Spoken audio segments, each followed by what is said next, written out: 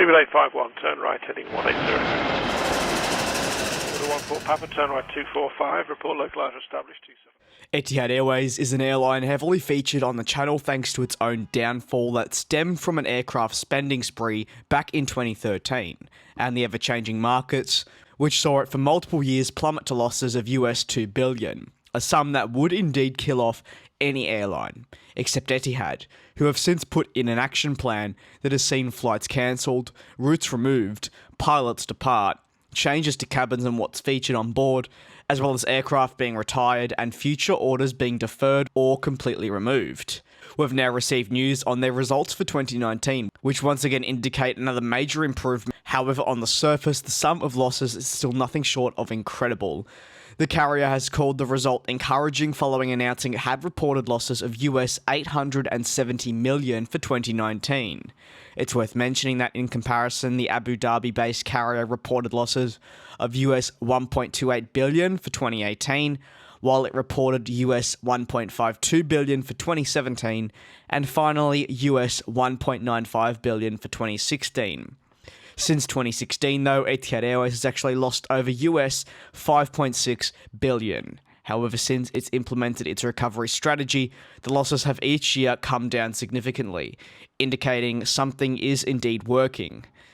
The Etihad CEO said there's still some way to go, but progress made in 2019 and since 2017 has instilled in us a renewed vigour and determination to push ahead and implement the changes needed to continue this positive trajectory.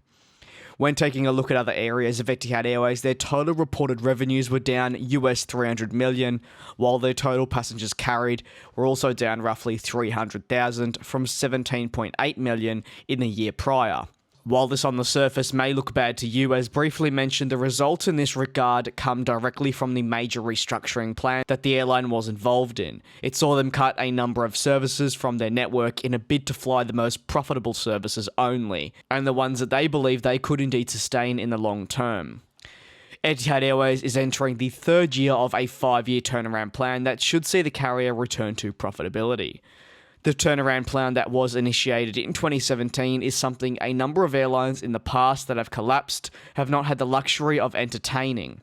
Or if they have entertained a turnaround plan, they've simply not been able to survive. This can be especially noted with Flybe, who collapsed just over 24 hours ago. The industry takes no prisoners, and while can be extremely rewarding, is also incredibly risky. As a number have said, and I'm in agreement, right now the industry is probably at its lowest point for a while, with the coronavirus, 737 MAX groundings, and much, much more. 2019 saw Etihad Airways welcome on a number of brand new aircraft, but also announce major changes, which included saying goodbye to their Airbus A330s. Through doing this, their average age of aircraft combined dropped to just over 5 years, flying around 100 total aircraft, but this does also include around 6 freighters. Ultimately, though, Etihad Airways is moving in a positive direction. While for sure the losses are not positive and are quite high, the turnaround plan was never meant to clear the US $2 billion loss in a single year overnight. They're making the required changes that are setting them up hopefully for a successful future. And it's truly fantastic to see, and is a rather welcome change from the regular collapses we've sadly become accustomed to seeing.